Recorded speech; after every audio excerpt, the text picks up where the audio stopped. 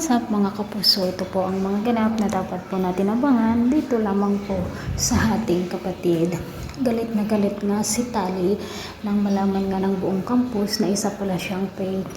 Hindi siya tunay na mayaman at kapatid niya itong si Tyrone. Sina Tyrone naman po, si Belle ang pinagbintangan niya dahil nga po siya lamang ang pinagsabihan niya ng tungkol dito sa magkapatid sila ni Tali. Samantala mga kapuso, nakita na nga ni Rosel na magkayakap sina Darius at Melania, ngunit nauto na naman ito at naniwala nga siya sa alibay ng dalawa mga kapuso.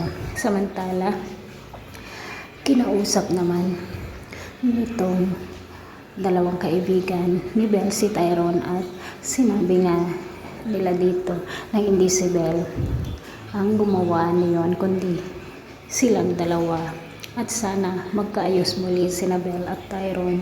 Samantala mga kapuso, inutusan naman niya Sinta si Rosel na makikipag-meet dito sa kanyang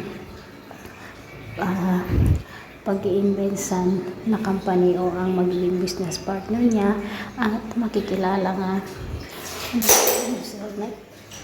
si Chris nga po ang kamit niya ngayon at dito malalaman ni Chris na si Tyrone ay ang nanay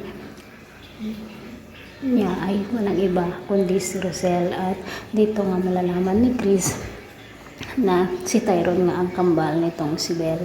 Mga kapuso, nalalapit na nga kayang malaman ng katotohanan na sina Belle at Tyrone ay magkakambal. Si Chris lamang at Malo nakakaalam nito at sana nga po ay maibunyag na ang katotohanan. Thanks for watching. Bye-bye.